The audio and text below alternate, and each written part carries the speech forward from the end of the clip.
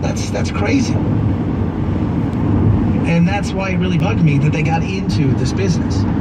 Let alone the fact that it wasn't written as healthcare. Just because you have, don't assume because you have an insurance card and insurance that you have good healthcare. This was written as a law. This was written to withstand challenges in courts. It wasn't written to make sure that everybody got insured. Yes, it was. No, it wasn't. Shut up. So now, they're going to make a decision. It probably will come in May or June, and this could really start the domino effect if this thing dies. And again, it's one of these things where when I look at it, I try to explain to people this is not healthcare, it's a law written by lawyers to withstand challenges. And this is one of the big challenges that I don't think they saw coming.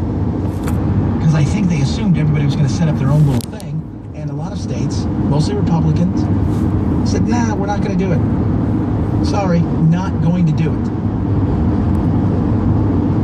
So now they're going to look at this. They're going to break it down. They're going to decide if the tax credits and subsidies, if this isn't good. This thing's going to start to crumble. I said you have to let it work to see how bad it is. Because it wasn't until this year that we finally got to see the big business. No more waivers for everybody. You got to get into the game. People say, well, do you think it's working? I said, I don't know. It's like saying, what do you think at the end of the movie? I don't know. I'm only halfway through the movie. How would I know? I said, I think in the long run, it's not going to. And it's not doing what it's supposed to be doing. A lot of people are upset. A lot of people are pissed off. A lot of people are frustrated, and they're paying more money.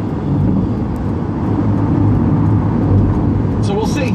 It's going to be coming soon. But if it does fall in the case that, hey, you guys can't get subsidies, you're looking at a lot of states who are going to be SOL, and you can see their premiums rise. You can see it could be a nightmare.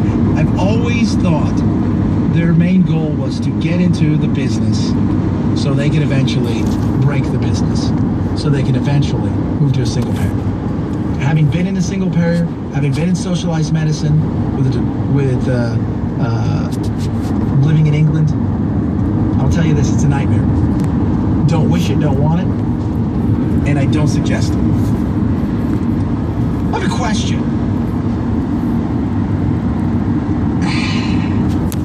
You know, yesterday, Bibi Netanyahu came here, and the talking, the walking, the shouting, all the craziness surrounding his visit, all of this stuff took place.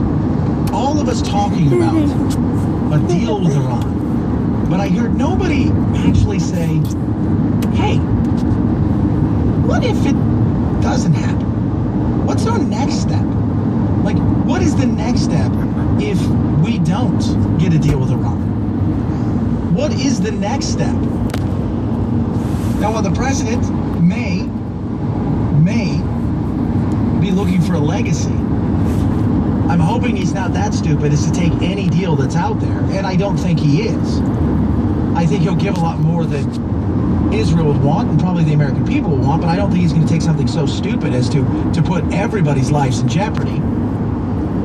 But at the same time, what if Iran says, nah, I don't think so. Yeah, the more we think about it, because I think that's what the Iranians sound like, the more we think about it, the more I just realize, nah, we don't want any part of this. We don't want any part of this.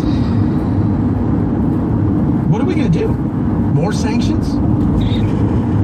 Harder sanctions? Bigger sanctions? I mean, are the sanctions working? I thought they were. Did we slow it up on that? Should we go harder? At some point in time, 1, 2, 3.